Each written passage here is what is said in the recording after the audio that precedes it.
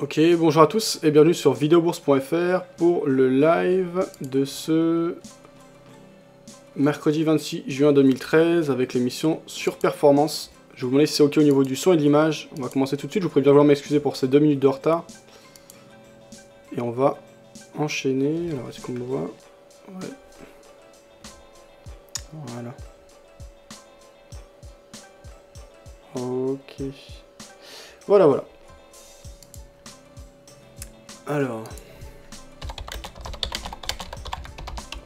nouveau rendez-vous donc quotidien, salut Phil, de 18h à 19h. J'ai ouvert le Mumble, vous pouvez participer par écrit ou par audio via le chat écrit en bleu en dessous du cas de diffusion de l'émission ou sur le Mumble. On va prendre nos graphes. Alors vous vous rappelez, hier on avait vendu l'or. Il y a eu un beau décrochage ce jour sur l'or, donc ça paye bien, c'est bien. On va voir où ça en est. Il faudra que je mette à jour également les perfs du CAC, je crois qu'on a bien monté aujourd'hui sur le CAC. Donc voilà, on va voir tout ça. Je viens de me connecter sur le Mumble, tout est en place. Alors, l'or valeur refuge de Montefil. C'est vrai qu'il confirmait que c'était ok. Très bien. Ok. Donc, bien notre position sur l'or, qui avait été ouvert il y a quelques jours maintenant. 2 jours. Enfin, on avait ouvert le 24 juin, on est actuellement le 26. Salut Liva sur le Mumble. Salut Liva. Donc 2 parties de l'émission. Première partie, on revient sur ce qui s'est passé ce jour. Deuxième partie, on prend des décisions et on voit ce qu'on fait pour demain, en tout cas, puisque c'est une émission quotidienne, on voit jusqu'à ce qu'on fait jusqu'à demain. Le but principal étant de surperformer le CAC 40. Voilà. Donc on a une prise de position qui s'est faite donc. I Have a Dream, tu connais la chanson, disait Liva. Donc le 24, prise de position à la vente sur l'or à 1281,36 $ l'once, avec un volume de 0,10, donc ce qui veut dire 10 $ par dollar d'once perdu, par rapport à mon compte. On est actuellement à 1233, donc on a une belle chute ce jour, 1233,98, soit un profit de 47 $ par once. En euros, ça revient à 365 € là, donc un profit intéressant. Stop loss, il est placé à 1326, objectif à 1170, sachant que c'est un objectif, un stop loss à titre indicatif. Si jamais on a un gros mouvement dans un sens ou dans l'autre, on va dire que c'est la porte de secours, ou vraiment l'événement exceptionnellement bon. Mais l'idée est quand même de sortir avant, en fonction de ce qui se passe sur le marché. Alors là, bien en fait, on est toujours dans le même contexte sur l'or, sur un contexte qui m'intéresse assez, et j'aime être vendeur dans ce contexte. Effectivement, on voit qu'on est toujours dans la même dynamique de fond très fortement baissière. Ce jour, on a recassé les précédents plus bas assez violemment.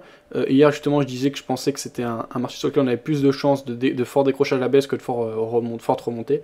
Bien là, ça s'est observé ce jour, tant mieux. Après, ça reste que des probabilités, hein. Il y aura d'autres jours où j'aurai aussi tort. Alors, 2 petites secondes, j'ai coupé la cam. Je la mets à chaque fois en intro. Et ensuite, on se concentre sur les graphes.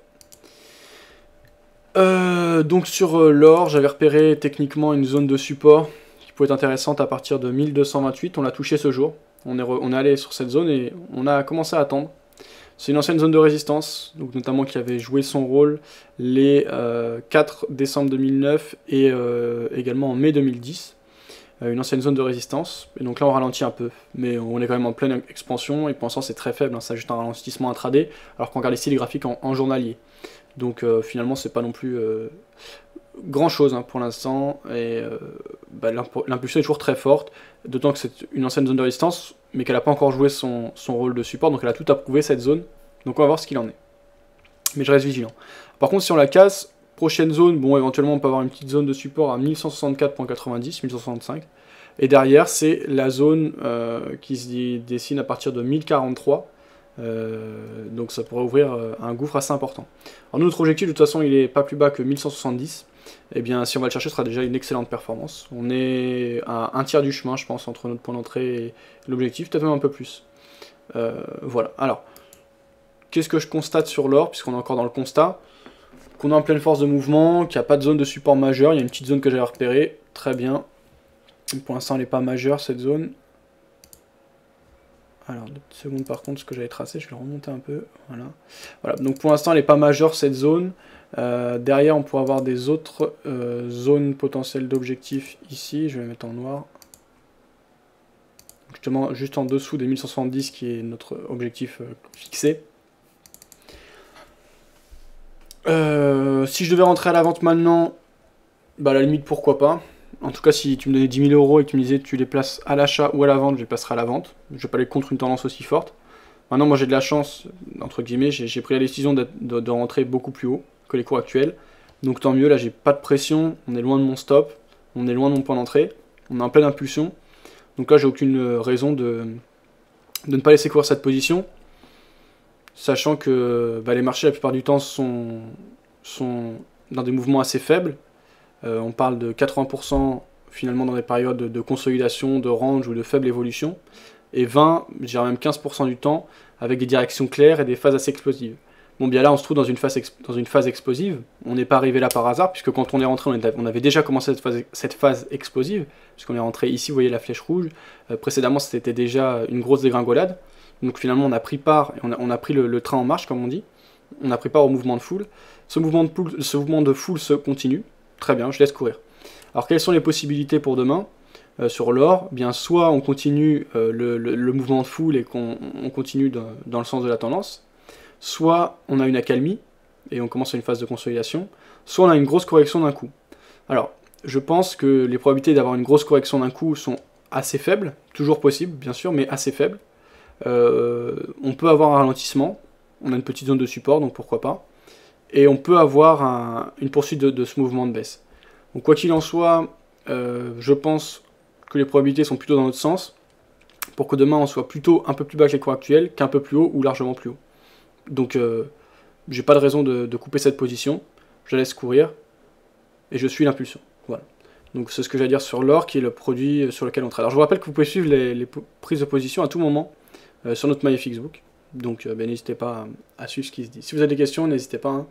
Si vous avez des remarques, voilà. Alors on va regarder d'autres produits, si on enchaîne avec le dollar yen. Dollar yen, donc dynamique de fond clairement haussière par rapport à la politique de la banque centrale japonaise. Phase de correction logique après une hausse aussi importante. Petite phase de pullback, j'avais dit que j'étais plutôt baissier hier, on a légèrement baissé aujourd'hui, mais il n'y a pas de mouvement très franc. On est un peu dans le même contexte, voilà. Dans l'absolu, je suis plutôt vendeur. Pourquoi? Parce que on a cassé la zone de support oblique haussière. La dynamique de fond reste haussière, mais on a vu que les vendeurs ont tenté de revenir assez franchement. On marque une phase de pullback, donc je pense qu'on peut, pourquoi pas, ne serait-ce qu'aller retester les précédents plus bas. Après, attention, il faut savoir se protéger puisque c'est une position contre-tendance. Voilà, mais je suis plutôt vendeur sur ce dollar yen. Alors, avant de continuer, on va aller voir ce qui s'est passé concrètement ce jour, au niveau des chiffres, et des informations économiques concrètes, donc le fondamental. Eh bien, on a un CAC qui a repris 2,09%. Donc on a un CAC qui fait un peu du yo-yo en ce moment. Donc là, si je cumule, on est positif hein, sur le CAC, qui est l'indice de référence. Le comparatif, vous avez vu en dessous du cas de diffusion de l'émission, il y a justement le comparatif que j'ai mis en place. Donc pour le moment, j'ai mis 0% pour la performance du compte sur performance, puisque je n'ai pas clôturé le trade. Donc tant que le trade n'est pas clôturé, je ne le comptabilise pas. Hier, on avait une performance de moins 0,27 sur le CAC en cumulé depuis le 24. Donc si on ajoute les 2,09% du jour, ça nous fait du plus 1,82% si je ne m'abuse. Donc pour le moment, on surperforme si on compte l'équité du compte, mais on sous-performe si on ne considère pas la position tant qu'elle n'est pas clôturée. Voilà, donc de toute façon c'est pas sur quelques jours que ça va être intéressant, c'est quand même sur plusieurs mois qu'on commencera à comparer sur un certain nombre de trades les résultats du compte surperformance par rapport aux résultats du compte... par rapport à notre benchmark, donc à notre référence qui est le CAC 40. Donc la bourse de Paris termine en hausse, la bourse de Paris a clôturé en hausse mercredi, plus 2,09% dans un marché rassuré par les propos du président de la Banque Centrale Européenne, Mario Draghi.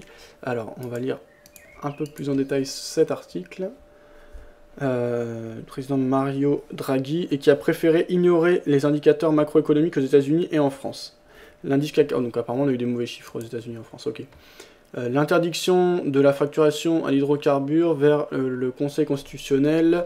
Marché mondial de l'art baisse de 5,9%, la Chine s'effondre. Et B.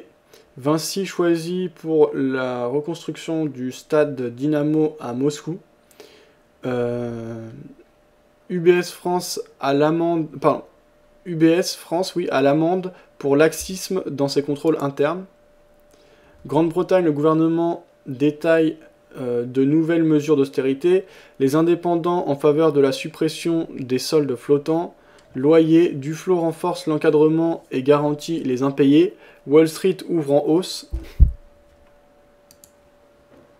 UFC Que Choisir dénonce le tour de passe-passe sur les frais bancaires.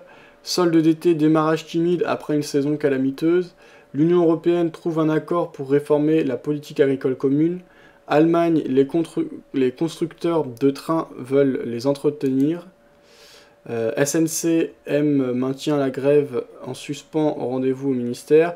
Intempéries évaluées à environ 500 millions d'euros. Autriche, l'apprentissage, un outil contre le chômage des jeunes. La France est bien entrée en récession, pardon. Plusieurs grands projets de transport promis aux oubliettes. Diesel placé d'Europe Écologie Les Verts pronostique une hausse de 2 centimes du litre. Blanchiment, la banque UBS condamnée à 10 millions d'euros d'amende pour laxisme. Louis Baer de Dorval Finance, les marchés sont en phase de transition. Les intempéries coûteront près de 500 millions d'euros selon les assureurs. Un portail européen pour aider les PME à se financer. Portugal, le plan pour endiguer le chômage des jeunes critiqué. La hausse se poursuit à Paris. Donc voilà ce qu'on pouvait lire au niveau des gros titres. Alors on va continuer sur le site Romandie que j'aime bien parce qu'on a souvent les points de vue dans les salles de marché qui sont donnés par rapport à la bourse. Donc par rapport à l'Allemagne, bourse Francfort continue de se refaire une santé, plus 1,66%. La bourse de Francfort a continué à se refaire une santé mercredi, oubliant ses craintes de la semaine passée sur un durcissement des politiques monétaires. À la clôture de la séance, l'indice DAX a signé une progression de 1,66% à 7940,99 points, réduisant son repli sur une semaine à 3,50%. Parallèlement, l'indice des valeurs moyennes a fini en hausse de 1,19%. Après avoir déjà commencé à se redresser mardi, le marché francfortois est resté d'humeur joyeuse toute la séance. Dès le début de la matinée, la nouvelle progression du baromètre GfK de confiance des ménages allemands a nourri l'optimisme. Alors une petite parenthèse, pour ceux qui se rappellent, hier quand on regardait le CAC, qu'on va regarder ensuite, j'étais plutôt acheteur par rapport à la bougie d'hier. J'avais parlé d'une espèce d'englobante par rapport au corps de la bougie précédente. Et d'un sentiment plutôt haussier, mais j'avais préféré me concentrer sur l'or. J'ai absolument pas de regret parce qu'on a eu un beau décrochage sur l'or, mais effectivement on a également eu des bonnes réactions sur le CAC. Des fois je dirais des choses fausses et je reviendrai également dessus sans problème. En l'occurrence c'était une vision qui était bonne, tant mieux, mais de toute façon on l'a pas joué, donc c'est que ce qui compte, c'est que ce qu'on joue. Donc je dis, voilà, juste je suis content parce que j'avais plutôt raison que plutôt tort. Maintenant je préciserai, mais de toute façon vous le savez, c'est pas le genre de la maison de cacher quoi que ce soit, quand j'aurai plutôt tort que plutôt raison. On viendra autant dessus. Ok, donc la révision à la baisse de la croissance des États-Unis au premier trimestre n'a pas suffi à ébranler le marché, étant donné que Wall Street elle-même a aussi ouvert en hausse. Alors que les propos la semaine dernière du président de la Banque centrale américaine Ben Bernanke avaient soufflé le froid sur les marchés en évoquant l'arrêt progressif des mesures de soutien exceptionnelles à l'économie, le président de la Banque centrale européenne, Mario Draghi, a lui encore répété mercredi qu'il ne s'orientait pas dans la même direction. Il a ainsi de nouveau promis devant les députés français que la politique monétaire accommodante de la BCE se poursuivrait aussi longtemps que nécessaire. Une fin de cette politique n'est définitivement pas envisagée pour le moment, estime Annalisa Piazza, analyste chez New Age. La tête de l'indice DAX a été pris par le fabricant de semi-conducteurs Infineon, alors que son concurrent japonais Toshiba veut encore se renforcer dans les mémoires flash NAND, utilisé dans tous les appareils électroniques mobiles, signe d'un marché porteur. Ok. Autre valeur technologique, le fabricant de logiciels professionnels SAP arrivé juste derrière avec une hausse de 4,57% à 57,39 €. E.ON a lui pris 2,28% à 12,33%. Bon, ça va nous intéresser. Ok. Donc voilà, un petit point de vue par rapport à la bourse et le contexte du jour. Alors sur le chat écrit, Pascal qui disait bonjour, pourquoi ne pas pyramidaliser comme Chéron sur l'or? C'est pas mon genre, voilà. Chacun son approche de trading, chacun ses préférences. Tout n'est que compromis sur les marchés, ça c'est une phrase que je répétais beaucoup avant. Tu vas pyramider une position, eh bien si on prend l'or ici, bon déjà pour pyramider j'attendrais plutôt qu'il y ait une phase de correction qui se calme pour reprendre position dans le sens de la prise de position initiale. Mais de toute façon je le ferai pas. voilà, quand on pyramide, effectivement, si le mouvement et si la tendance se poursuit, le gain est d'autant plus grand et le risque est maîtrisé, donc c'est une approche qui est saine et intéressante et intelligente. Maintenant, le compromis de cela, c'est que parfois tu vas avoir des positions initiales qui sont bonnes, et le fait de reprendre position derrière va t'amener à repasser neutre ou négatif plus rapidement. Si dans l'absolu, le scénario est vraiment idéal, on peut gagner beaucoup plus gros avec la pyramide. Par contre, si le scénario est moyen, eh bien on va perdre plus ou gagner moins. Donc c'est une question de compromis. Voilà, donc moi je préfère ne pas pyramider. C'est pas une règle absolue. S'il y a un contexte vraiment auquel je crois, peut-être que je serai amené à pyramider. Sur cette position, c'est pas ce que je vais faire. Je vais prendre mon bénéfice quand le mouvement va se calmer en fait sur l'or. Mon bénéfice ou ma perte, on sait jamais. On n'est pas du tout à l'abri d'une grosse phase de correction. Voilà, pour te répondre, j'espère que c'est suffisant Pascal. Donc on va enchaîner avec le CAC 40. Le CAC 40, on est sur une dynamique de fond haussière. On a une phase de correction importante, mais pas non plus folle. On a perdu 11% sur un mois, donc c'est quand même une forte inquiétude. Là, on a une belle reprise en main du marché par les acheteurs. Hier, autant j'étais plutôt acheteur. Aujourd'hui, je ne vais vraiment pas me prononcer, parce que ça sert à rien de parler dans le vide et de dire des choses en se forçant. Alors juste, ce que j'aime faire, c'est, si on me forçait à investir 10 000 euros à l'achat ou à la vente, sinon j'ai perdu, je serais plutôt... honnêtement, c'est vraiment une bonne question. Parce qu'à la fois, hier, on avait une englobante haussière, on voit ici. C'est-à-dire qu'on a englobé le corps de la bougie précédente. Pas les ombres, mais le corps uniquement. Et on était au-dessus d'une zone de support qui a fait ses preuves à de nombreuses reprises. Autant là, la dominante très court terme reste baissière. La dynamique de fond reste haussière. Je privilégierais dans ce cas-là plutôt la dynamique de fond qui est haussière, techniquement. Fondamentalement, mon biais est plutôt baissier parce que on est dans un contexte très dur et les marchés ont été fortement soutenus par les plans de relance aux États-Unis, les injections de liquidités qui là, désormais on a une date, donc ça remet en question le truc. Donc du coup, de ce point de vue-là, je serais plutôt vendeur. Ce serait dur de me prononcer. Vraiment, je vais avoir un autre actif. Non, je vais pas me prononcer pour rien. Non, vraiment, je manque de repères sur ce CAC. Après, on peut jouer les deux scénarios de manière intelligente et plutôt cohérente. Par exemple, prendre position à la vente et sortir en cas de cassure du support oblique haussier baissier qui conduit le mouvement de baisse depuis ces derniers jours.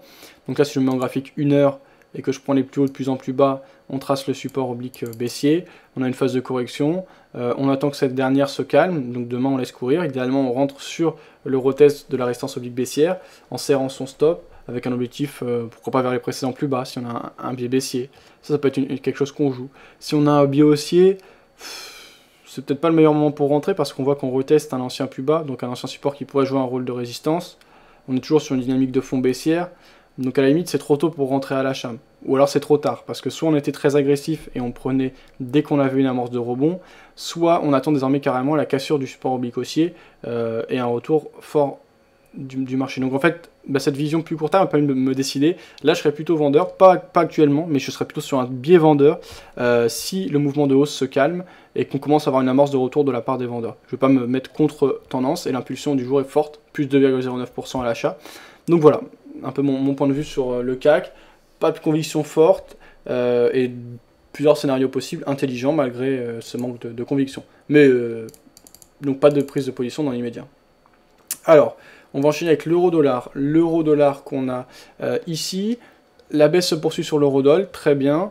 Que dire de plus? On est dans un contexte à long terme, puisqu'ici on a un graphique journalier sur l'euro-dollar hésitant, avec un triangle qui se met en place, des plus hauts de plus en plus bas, des plus bas de plus en plus haut.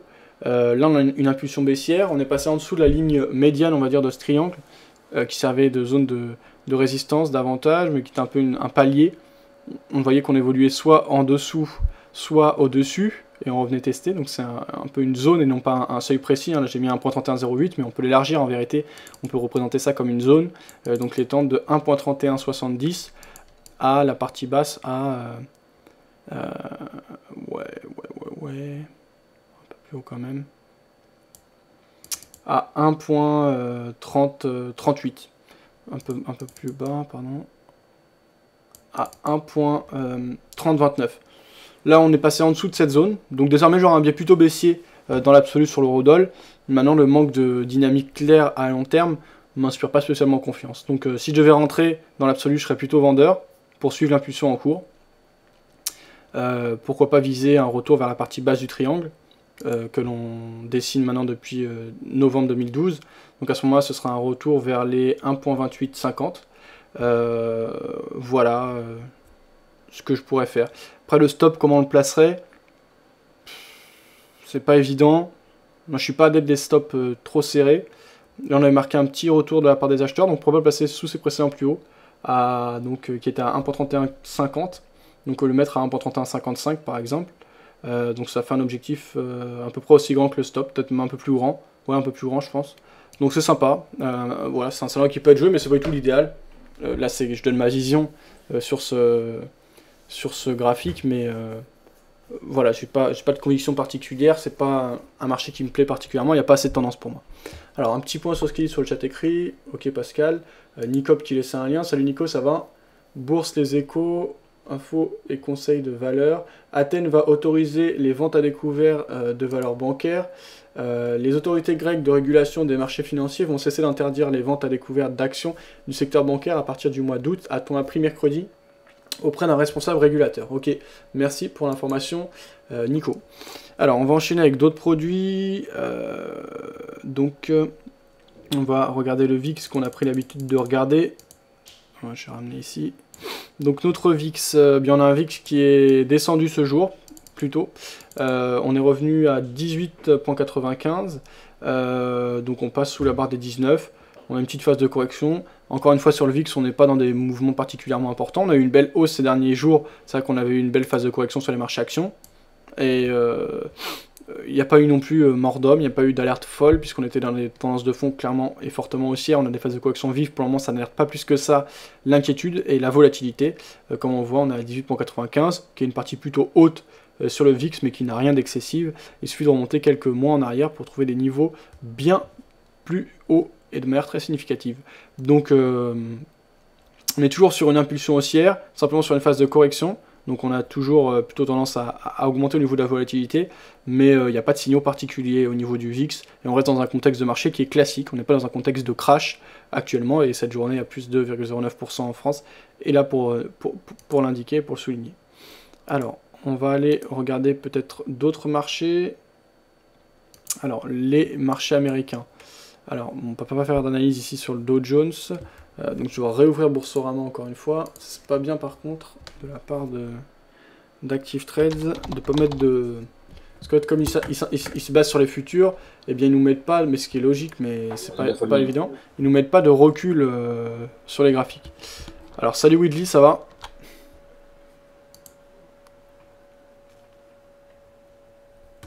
Est-ce que tu m'entends? Allô? Vous m'entendez pas? Moi je t'entends, ouais. Ok, oui ça va, parfait. Alors il y avait Fabrice qui s'était connecté, pour exemple aussi. Bah ça roule, ça roule. Moi je suis vendeur sur l'or là depuis le 24, donc on a eu un beau décrochage, ça se passe bien. Et pour toi? Attends, je coupe le son de mon live stream parce que y a un écho. Ouais, donc moi je suis vendeur sur l'euro-yen aussi, pareil, ça se passe super. Alors je t'entends mal Widley, ça coupe un peu, l'euro-yen je vais l'ouvrir.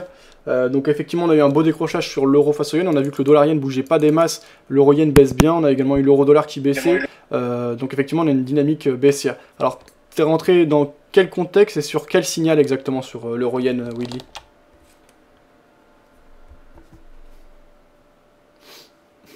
Est-ce que tu m'entends Widley? Oui, tu m'entends pas? Ouais, ça avait coupé, hein. T'as été déconnecté là alors, pour rentrer. Ouais, voilà, comment t'es rentré sur l'euro-yen? Alors, parce que moi je me base maintenant en H4. En H4, j'ai vu que on a rebondi, enfin on a fait un... On est venu rejoindre les derniers plus hauts qui datent du 12 juin 2013. Voilà. Et voilà, donc je suis rentré sur ces critères-là en fait. Vu qu'on est beaucoup plus bas que ces niveaux, donc j'ai attendu une confirmation et je suis rentré sur ça. D'accord, donc ton point d'entrée précis, il est à combien? Alors, il est à 127,90. D'accord, 127,90, donc là tu as un profit d'environ une centaine de points. C'est quoi ton objectif? J'ai mis un stop à 126 575, mais il l'a pas pris, tu vois, il est remonté. Donc je sais pas ce qu'il compte faire. D'accord. Tu veux dire ton objectif c'était 126.500. Ouais, 575, ouais. D'accord, ouais, donc on l'a frôlé, on est revenu. On l'a frôlé de peu et on est revenu. D'accord, ok. Et donc ouais, donc là, ouais, t'as pas un objectif plus grand que ça, quoi. Tu penses que c'est un mouvement de correction sur le coup, mais t'as pas de conviction majeure pour les prochains jours? Oui, je pense qu'on sera baissé dans les prochains jours. Je pense que même cette semaine, on pourra même décrocher vers S3. Parce qu'on est vraiment en tendance baissière. Là, je pense qu'on va faire un rebond. D'accord. Et je pense que je vais laisser mes positions intraday pour pouvoir faire un pyramidage demain. D'accord. Ok, très bien. Et bah, qu'est-ce qui te fait mon niveau de rebond là, c'est là mon nouveau niveau de rebond, c'est 127,42. 127,43, c'est un niveau pour moi qui, je pense, le plus haut du dernier rebond qu'on aura. D'accord. Alors, qu'est-ce qui motive justement cette conviction baissière sur l'euro yen? Alors, ben déjà pour moi en D1, on a un appel vendeur, ce que j'appelle appel vendeur, parce que bon, on a été en surachat déjà à 133 782 le 22 mai. Et le 14 juin, on a un appel vendeur. Et on a cassé un dernier un chandelier qui date du 5 avril. Alors, ce que tu appelles un appel vendeur, c'est quoi? C'est une impulsion à la vente, c'est ça? Une impulsion des vendeurs? Une impulsion, voilà, à la vente. Ok, très bien. Donc voilà. Ensuite, après, je peux me tromper. Hein. Moi, je dis ça. Voilà. D'accord. Mais voilà, ce qui me motive encore plus aussi, c'est, excuse-moi, c'est que, voilà, j'ai pas dit le plus important, c'est que, voilà, on a un niveau sur l'euro yen le 20 juin en D1, je suis en D1, hein. Le 20 juin, on a un dernier plus haut qui date du, enfin, le précédent date du 11 avril. Voilà. On est venu rejoindre, si tu veux, ces derniers plus hauts. Là, on fait un double bottom, tu vois. Et voilà, pour moi, là, on est venu rejoindre le 20 juin, ce niveau. Alors, donc pour moi, j'ai pas bien compris là. Le double bottom, tu parles de double top plutôt, c'est ça? Ouais, double top, ouais, double top. Ok, et donc à ce moment-là, on aurait une épaule tête épaule parce que on a épaule, oui, voilà, excuse-moi, une épaule tête épaule. Là, on est en train de faire l'épaule tête épaule. Et voilà. Alors effectivement, oui. Là, moi, j'ai pas spécialement regardé l'euro yen, mais maintenant que tu le dis, effectivement, et ça ressort. On a donc une première épaule qui aurait été marquée en avril, la tête qui aurait été marquée donc en mai, et là on marque. Attention, il y a de l'écho. Voilà, le 11 avril. Là, le dernier plus haut, le 20 juin. Et je pense qu'il correspond bien à ce niveau-là, en fait. Ok, donc à ce moment-là, la ligne de coup, elle sera à 124,88 environ, c'est ça? La ligne de La ligne de coup, la ligne de signal de rebond, par rapport à cette signal. La ligne de rebond, 127,43. Alors non, je parle de la ligne de coup, c'est-à-dire, bah, tu sais, quand t'as une épaule tête épaule, théoriquement le signal se déclenche quand tu casses. Attention, il y a de l'écho. Ouais, si tu peux couper. Merci. C'est bon, c'est bon. Ok. Eh bien, donc le bas des deux épaules marque la ligne de coup, ce qu'on appelle la ligne de coup, qui est la ligne de signal. Et donc là, si on prend les plus bas des épaules qui ont été marquées donc en avril et le plus bas qui a été marqué récemment là en mai ou début juin, eh bien, on a le seuil des 124,88. Donc si on casse cette zone là, on peut partir sur le signal, et je crois que l'objectif c'est 2 fois l'amplitude entre la ligne de cou et la tête, j'en suis pas sûr, ou la ligne de cou et la première épaule. Je suis pas spécialiste des figures, mais il y en a qui doivent mieux connaître que moi, donc en tout cas ce sera un signal assez fort, surtout que ça, l'épaule tête épaule, c'est vraiment une figure classique, donc c'est-à-dire que beaucoup de monde la regardera, ça peut aussi amener des pieds justement par rapport à ça, mais on a en tout cas une faiblesse de la part des acheteurs assez évidente, donc ok pour ton point de vue et ton biais baissier sur l'euro yen. Ok, et voilà, autre chose, je pense qu'on est en train de le faire aussi en weekly. Ok. Voilà. Donc à suivre, il y a des mouvements très intéressants. Alors en weekly... ouais, mais en weekly, c'est pas... on n'a pas le même scénario quand même en weekly. En weekly, on a le scénario qu'on a en D1 en date du 22 mai. C'est-à-dire, parce que là, moi, en fait, en weekly, quand je regarde, j'ai toujours des plus bas de plus en plus haut et des plus hauts de plus en plus haut. Donc, j'ai pas encore un signal de retournement en weekly. Et l'épaule tête épaule n'apparaît pas de manière évidente en weekly, par contre. Là, on est en train de former tu sais, moi, ce que j'appelle un M. D'accord. En weekly. Voilà, moi, c'est... Et je dirais la barre en weekly du 16 juin, elle est plus basse. Juste la barre, hein. Je regarde le chandelier. Elle est plus basse. Il n'y a pas de petits traits. Enfin, pour moi, pour ma part, pour moi, c'est une théorie qui me dit qu'on arrête d'acheter, on vend. Surtout qu'on a cassé le dernier plus bas, le dernier plus haut, excuse-moi. Et voilà, donc là, ouais, non, je pense qu'on est parti pour une vente. Ok, bah c'est assez clair. Merci en tout cas, Willy. Moi, je vais reprendre les... Ok. Alors, on reprend, donc merci beaucoup à Whitley pour ses explications et son point de vue sur l'euro-yen. On va aller voir s'il y a des réactions. Non, pas de réaction particulière sur le chat écrit, n'hésitez pas à réagir hein, sur le chat écrit, c'est fait pour ça. Alors, Eurostox, alors qu'est-ce qu'on est en train de regarder? Oui, je voulais regarder les marchés américains, donc là c'était le CAC que j'avais, mais c'était pas ça que je voulais, donc Dow Jones. Alors là on est déjà à 18h33, théoriquement là on doit être dans la phase de prise de décision. On a pris un peu de retard par rapport à cette intervention de Whitley. On va essayer de le rattraper, de faire vite. Alors, sur le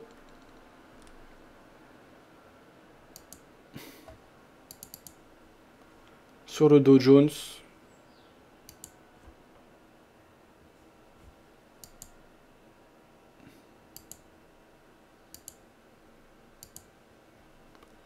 Ok. Donc le Dow Jones, qu'est-ce qu'on peut voir? Eh bien, sur le Dow Jones ici, une phase de correction assez franche, une phase de repli de faible amplitude pour le moment. Donc l'impulsion est toujours quand même clairement baissière, on le voit ici. Il ne s'agit que d'un petit retour des acheteurs. C'est un peu ce que je disais tout à l'heure sur le CAC 40. Donc on a une corrélation bien sûr qui est logique. Même si ce jour on ne reprend que 0,75%, donc on a quand même une hausse qui est bien moins forte aux États-Unis et plus spécifique à l'Europe ce jour. Mais la dynamique globale reste la même. Donc phase de correction sur impulsion plutôt baissière. Alors du coup, là vu qu'on a une impulsion plus forte aux États-Unis et en plus de ça, sur le Dow Jones, vu qu'on a une hausse qui était beaucoup plus importante de base, et bien si je vais choisir entre une vente du CAC 40 ou une vente des marchés américains, en l'occurrence du Dow Jones, je choisirais sans hésiter le Dow Jones. Parce que le Dow Jones, moi ce que je jouerais si je devais vendre, ce serait plutôt le fait d'une grosse correction et d'un gros retour à la réalité, puisqu'on en parle beaucoup, après une hausse qui a été dopée et qui a été quelque part stimulée artificiellement par les injections de liquidités de Ben Bernanke. Là on a un mouvement de base de correction qui est plus fort aux États-Unis et un mouvement de correction qui est plus faible. Donc du coup on a tout intérêt, et en plus on a plus de potentiel si on doit corriger. Donc du coup je pense qu'on a tout intérêt à privilégier les positions à la vente sur le Dow Jones que sur le CAC 40 par exemple. Comment le jouer si on devait le jouer? Bien je pense attendre déjà que le mouvement reprenne un minimum ou qu'on ait une amorce de retournement, pas rentrer maintenant, parce que là on est en phase de correction. Il ne faudrait pas non plus que la phase de correction monte trop haute, sinon on invalide l'impulsion initiale. Et donc à ce moment-là, bien shorter, voilà, après on peut serrer son stop. Alors si on remonte par exemple vers les 15 000, pourquoi pas carrément le mettre au-dessus des précédents plus hauts qui avaient été marqués il y a quelques jours, donc vers 15 300, 15 350. Et puis avoir un objectif assez large, pourquoi pas, puisque on peut avoir un beau potentiel hein, si on se met à corriger franchement aux États-Unis. Donc voilà, ce que je peux dire par rapport au Dow Jones. Donc dynamique de fond haussière, impulsion court terme plutôt baissière avec cette phase de correction qui a été initiée. C'est-à-dire, t'entends rien dans quoi, Liva? Bon, alors, c'est-à-dire, dynamique de fond toujours plutôt haussière. Maintenant, si je dois jouer le scénario haussier, on est déjà très haut. À la limite, j'aurais pu jouer hier avec l'amorce, mais tu vois, par exemple, hier, j'aurais plutôt joué la hausse sur le CAC 40 que sur le Dow Jones, puisque le Dow Jones, on n'a pas eu d'englobante. Alors, par exemple, on a une englobante haussière au niveau des corps des bougies hier sur le CAC 40. Donc, on avait un contexte qui était plus en faveur de la correction sur le CAC hier. Voilà, donc ce qu'on peut dire et ce que je jouerais sur Dow Jones, je pense que c'est assez clair. On va pouvoir passer à autre chose. Alors, qu'est-ce qu'on avait d'autre comme produit? Bon bah l'or on est déjà bien revenu dessus, le VIX c'était bon. Je vais essayer de me prendre un produit qu'on n'a pas l'habitude de regarder, je vais regarder le pétrole. Alors pétrole, où est-ce que je l'ai? Sweet crude oil. Voilà. Ok, alors.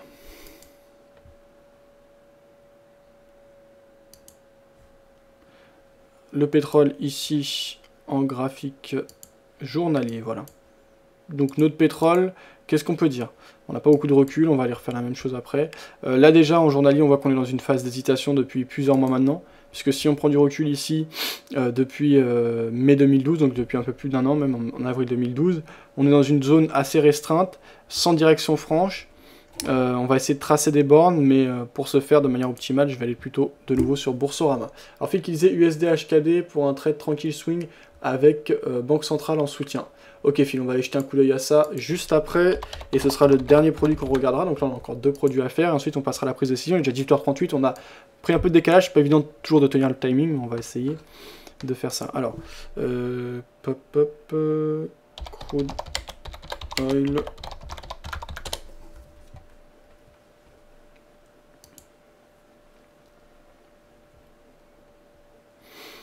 Le 95.25, est-ce que c'est les mêmes cours qu'on a? Oui, donc comme ça on pourra regarder le graphique dans de meilleures conditions.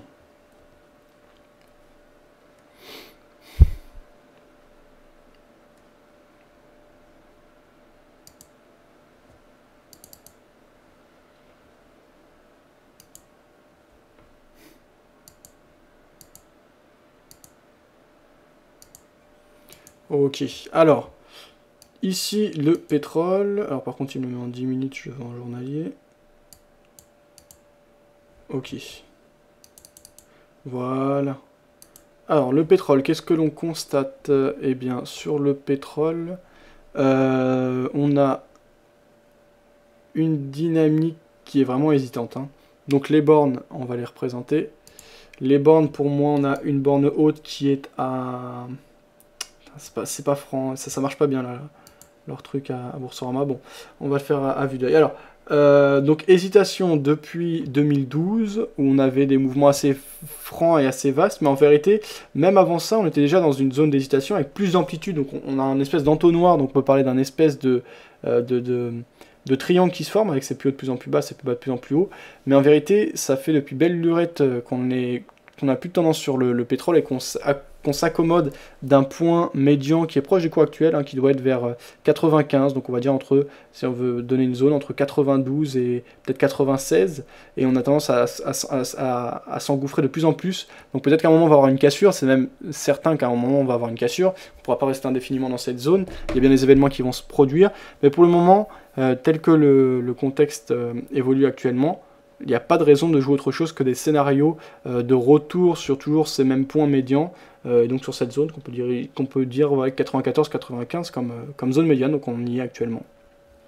Donc ça fait suite à une volatilité extrême, c'est ça qui est assez amusant, ou en tout cas assez notable.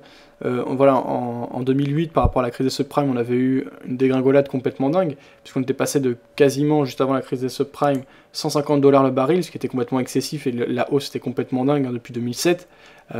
C'était vraiment fou, puisqu'on était passé d'un baril à la base en 2007, en janvier 2007, à 46,31 $ le baril, à des plus hauts en juillet 2008, donc en un peu plus d'un an, à 150, donc on avait multiplié par 3 quasiment le prix du pétrole, pour un produit aussi important dans la vie quotidienne de milliards de personnes à travers le monde. Il faut se rendre compte de ce que c'est, et de l'impact que ça a, bien sûr, sur l'industrie et sur toute l'économie. Ensuite, une dégringolade tout autant incroyable, puisqu'on est descendu jusqu'à 30 $, et un retour, finalement, dans une zone médiane.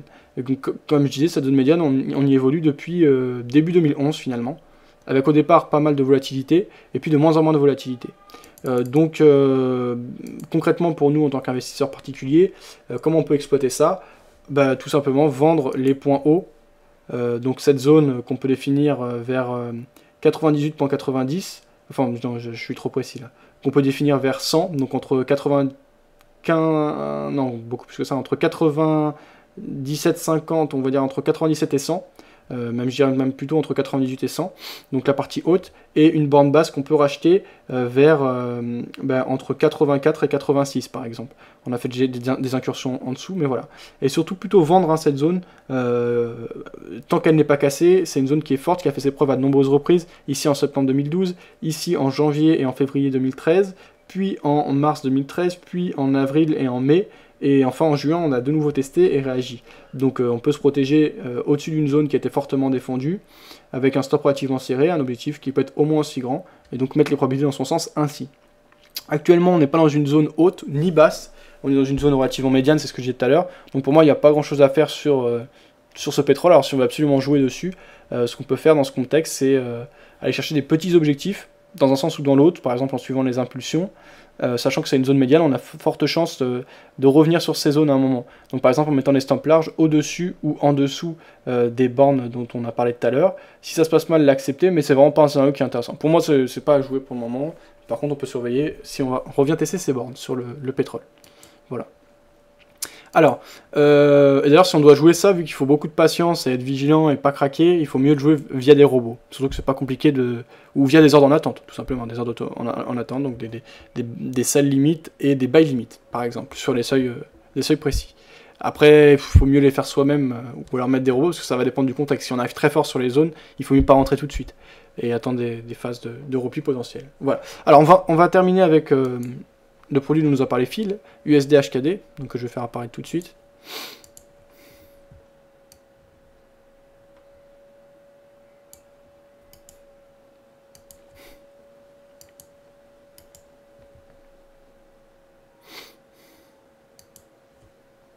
Alors USD HKD qu'on a ici en graphe journalier.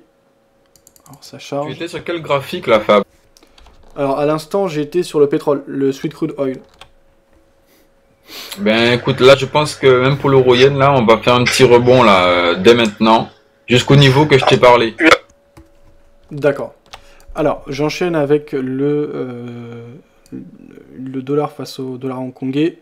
Donc la zone basse, et c'était Adrien Raymond du site FXM, analyste donc pour DailyFX qui en avait beaucoup parlé, et on a eu des belles réactions. Ce seuil des 7,74 qui a été fortement défendu. Alors toi Phil, tu nous dis que sur le dollar face au dollar hongkongais, un trade tranquille swing avec la banque centrale en soutien. Qu'est-ce que tu veux dire par là, Phil?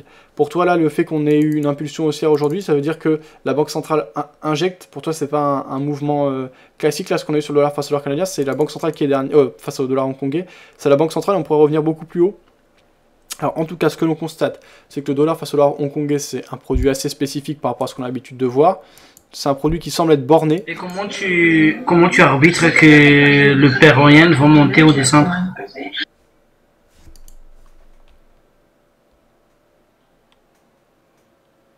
Alors, je pense que la question est destinée à Widley. Moi, je vais juste couper parce que je fais une autre analyse. Je reviens dans quelques instants. Voilà. Alors, sur le dollar face au dollar hongkongais, voilà, ce qu'on peut dire, c'est que c'est un produit qui semble être borné par quelqu'un, bien sûr, par une institution. La banque, alors, est-ce que c'est du côté du dollar ou est-ce que ça se fait du côté de la banque centrale hongkongaise? Je pense que c'est plutôt du côté de la banque centrale hongkongaise, qu'on essaie de maintenir les cours de la devise dans ces bornes.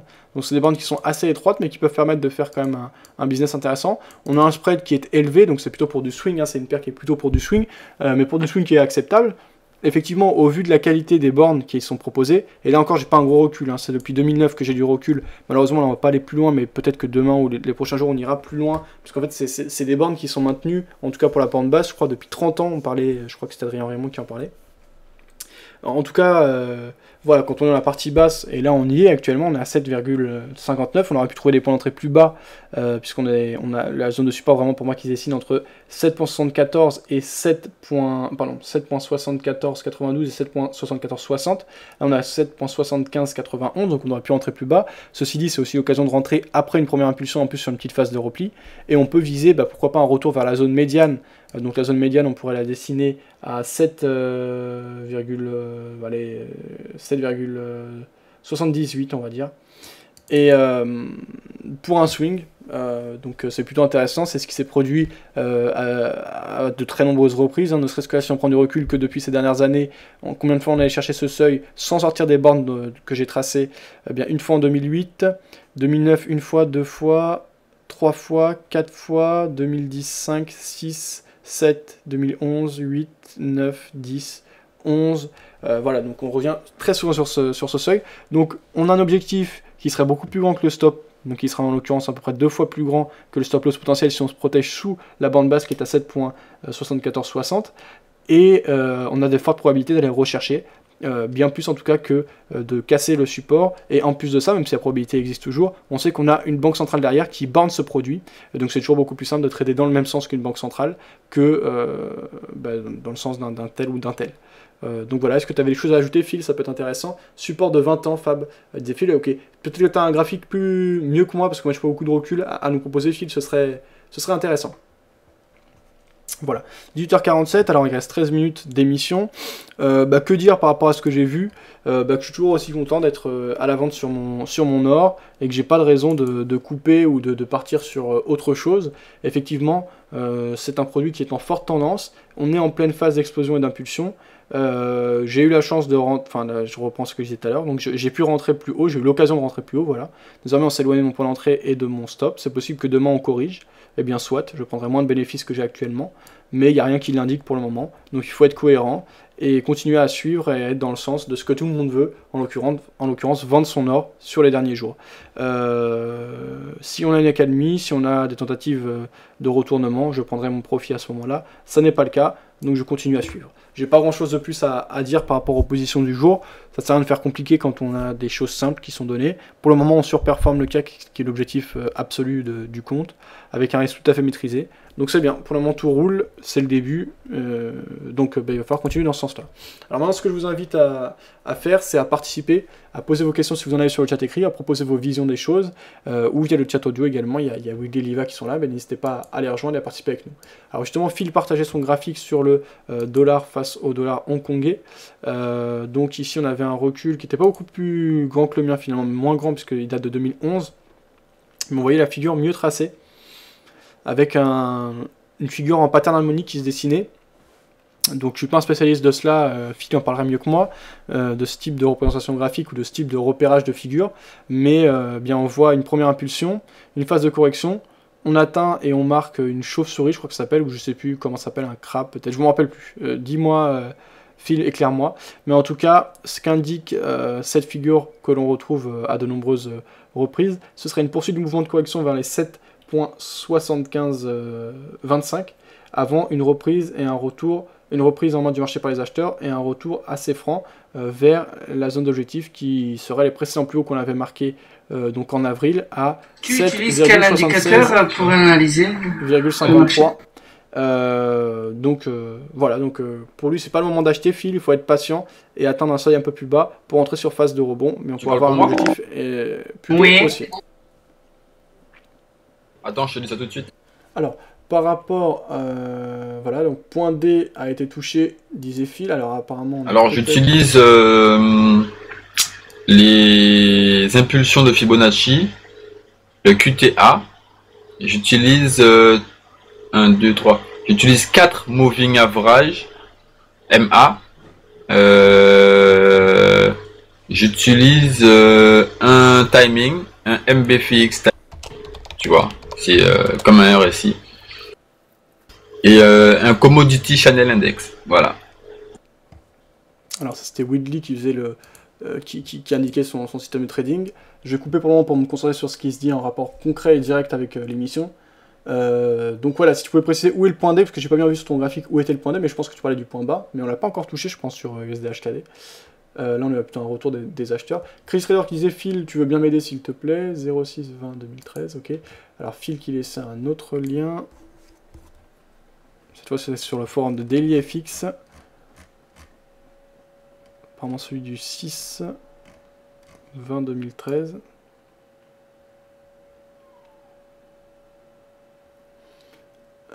Je vois pas exactement ce que tu as voulu mettre, Phil.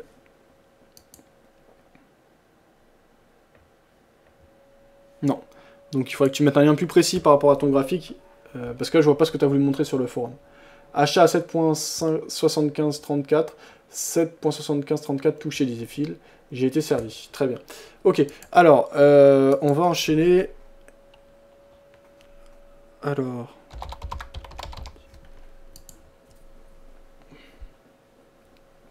puisqu'on a fini le travail d'études.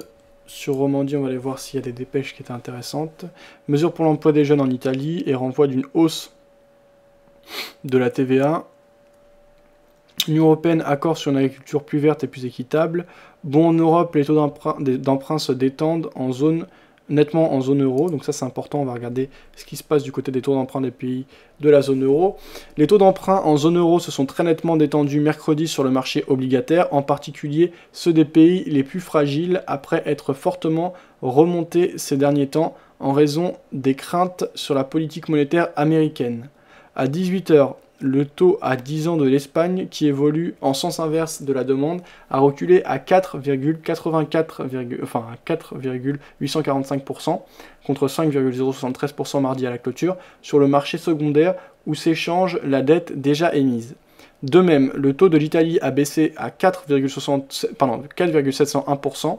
La dette des pays les plus solides a suivi le même mouvement. Le taux de l'Allemagne a reculé à 1,767%.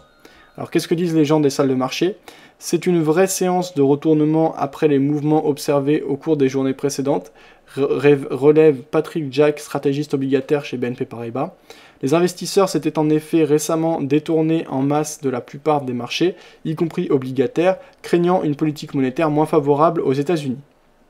Ils savent désormais que les rachats d'actifs de la Banque centrale américaine pourraient être réduits d'ici la fin de l'année et arrêtés mi-2014 si l'économie américaine devait continuer à s'améliorer. Les marchés l'auraient-ils digéré? Ils sont, en tout état de cause, un peu revenus vers les obligations.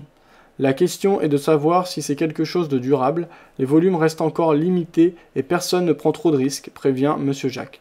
Selon lui, la volatilité va rester plus élevée qu'elle ne l'était ces dernières semaines sur les obligations des pays les plus fragiles, ce qui n'est pas vraiment favorable à un rebond durable. Enfin, le marché a relativement peu regardé les publications économiques du jour.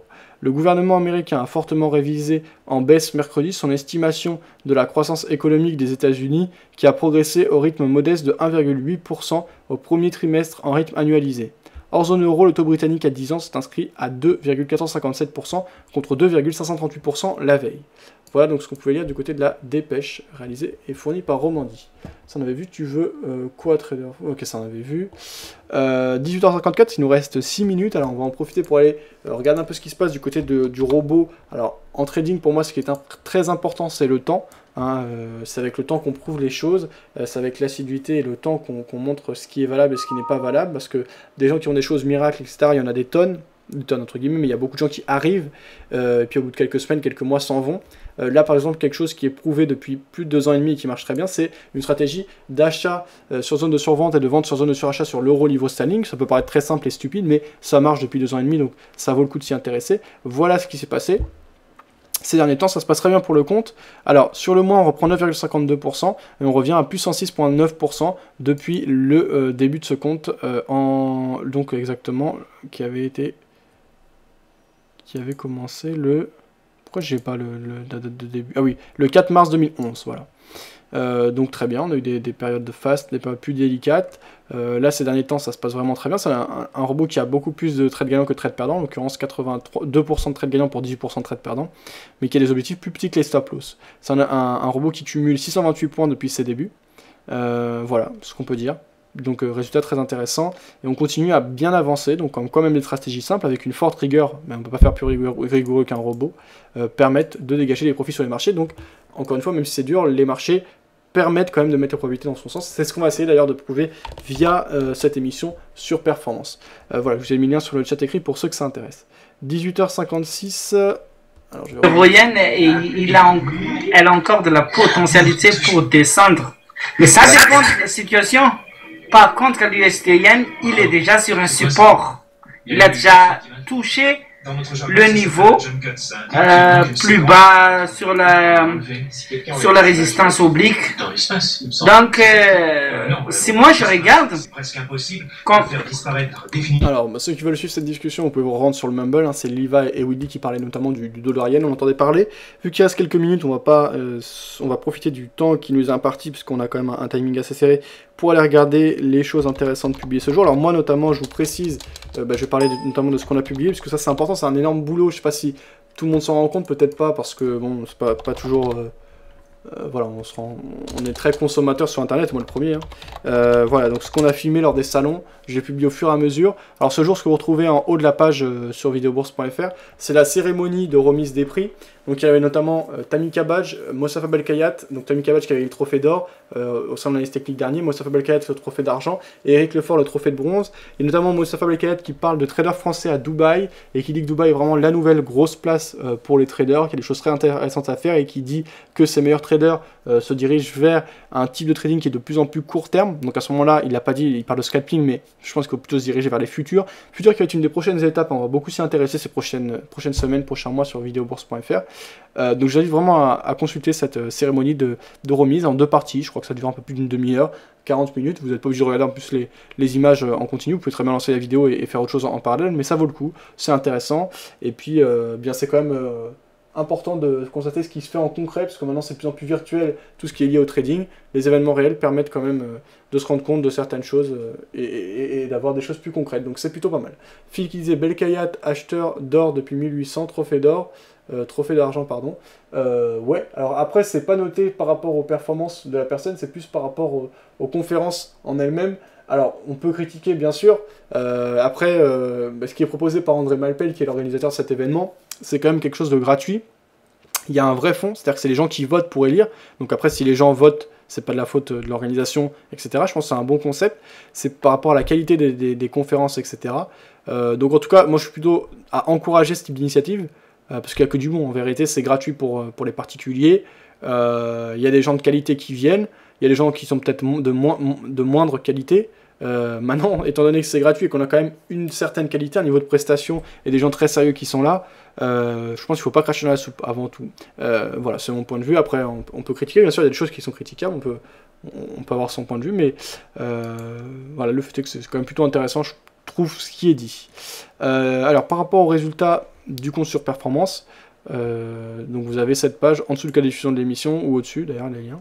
Vous voyez la position en cours sur l'or avec 391 € de profit en cours, donc plus 3,91%, qui sont, moi je vais les compter, comme ça va faire un peu plus d'intérêt. Et donc pour le moment on surperforme effectivement le CAC 40. Alors vous pouvez répondre au sondage du mois. Chaque mois vous savez il y a un sondage sur videobourse.fr. Là le sondage du mois que vous retrouvez dans le menu de gauche, c'est avez-vous déjà été victime d'une arnaque ou d'un litige important par rapport au trading? J'ai répondu non. Actuellement on a 22 personnes qui ont répondu. N'hésitez pas à répondre. Actuellement sur les 22 personnes on a 9% qui ont été liés à une arnaque et 91% non. Alors ce qu'on constate, c'est intéressant je trouve, dans un premier temps, même s'il y a que 22 personnes qui ont répondu, c'est que finalement il y a très peu de gens qui se déclarent avoir été victimes d'une arnaque ou d'un litige important.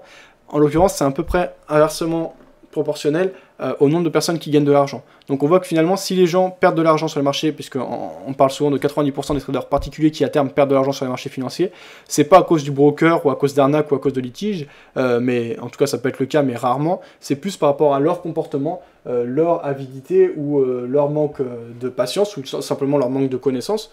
Donc en tout cas, ils peuvent s'en prendre davantage à eux-mêmes qu'aux brokers ou aux intermédiaires, puisqu'on voit finalement que seulement 9% pour le moment, même si c'est trop peu 22, j'attends plus de réponses, ça prend quelques secondes, donc merci de répondre, se déclarent avoir été victimes d'arnaque ou de litige important. Voilà, c'est à peu près tout ce sur quoi je voulais revenir. Alambex, arnaque aussi. Zéphine, est-ce que tu peux développer Alambex qui était, en fait, par rapport à Mostafa Belkayat, c'était un système de money management qu'il avait présenté. Voilà. Alors, je termine là-dessus. Merci de m'avoir suivi. Bonne soirée à tous. Demain, 18 h, comme tous les jours de la semaine, pour une nouvelle session et une nouvelle émission sur performance. Très prochainement, pas cette semaine, mais la semaine prochaine, on recevra des invités dans le cadre de cette émission.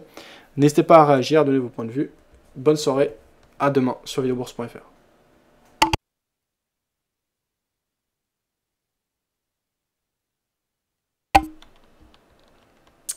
Bon. En même temps, j'ai pas. Pardon, j'y vais moi, donc j'ai toujours ma position à la vente sur l'or et je laisse courir pour demain.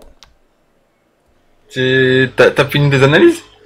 Ouais, ça y est, j'ai fini. Bah moi, là, maintenant, j'ai repris un nouveau concept d'émission. Donc c'est tous les soirs de la semaine de 18 h à 19 h. Donc là, ça vient de se terminer, effectivement. Ah ok, tu fais 1 heure, ok, d'accord, sans problème. Ok, mais bonne soirée, Claire. Ouais, ciao. Liva, t'as quoi toi comme position? Comment? Est-ce que t'as des positions ouvertes? Oui. T'as quoi comme position? Eurodollar.